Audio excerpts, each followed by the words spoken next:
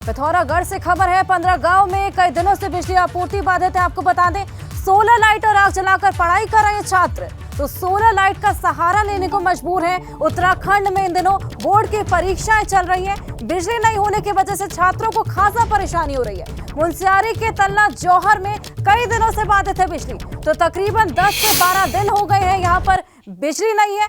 बच्चों को solar light और आग जलाकर पढ़ाई करने का यहाँ पर सहारा लेना पड़ रहा है। खासा परेशानी हो रही है।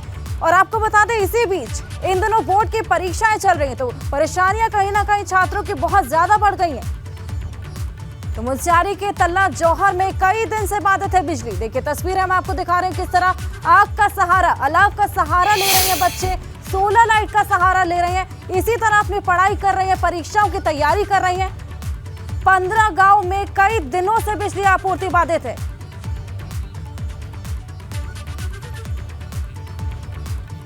चलिए हम आपको बताते हैं पूरा मामला क्या है। 15 दिनों से 15 गांव में बिजली की आपूर्ति बाधित है।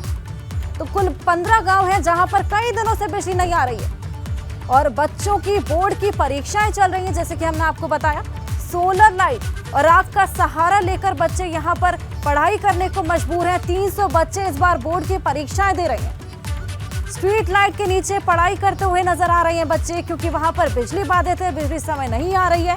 बिजली विभाग से गुहार लगाने के बाद भी यहां पर अभी तक सुनवाई नहीं हो पाई है। चलिए अब आपको बताते हैं कि एबीपी गंगा के सवाल क्या कुछ है।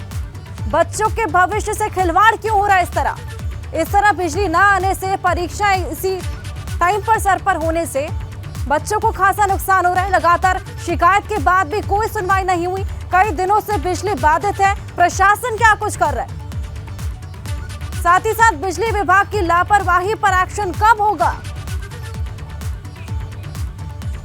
और हमारे सहयोगी योगेश पाठक हमारे साथ जुड़ चुके हैं। योगेश, कई सवाल है यहाँ पर। 15 गांव में बिजली नहीं आ रही है, बच्चों की परीक्षाएं सर पे हैं, ऐसे में स्ट्रीट लाइट का सहारा लेना पड़ रहा है, आग का सहारा लेना पड़ रहा है। कब इस घोर लापरवाही को कब ठीक किया जाएगा, कब यहाँ पर बिजली आपूर्ति हो पाएगी? देखिए मैं बताऊं, सीमांत क्षेत्र के विकास की हकीकत को भी ये वाकया बयान करता है।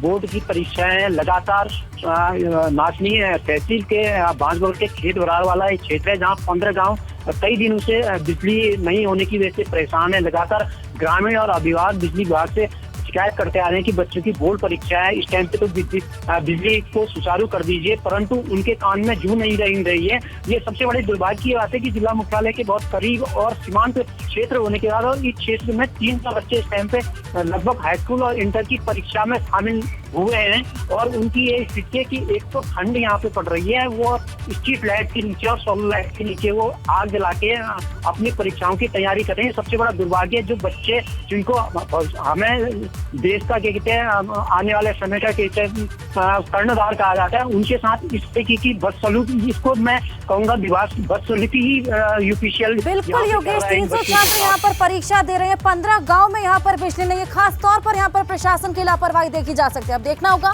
कि अब ये बिजली आपूर्ति कब से होना शुरू होती है। बहुत बहुत शुक्रिया तमाम जानकारी के लिए।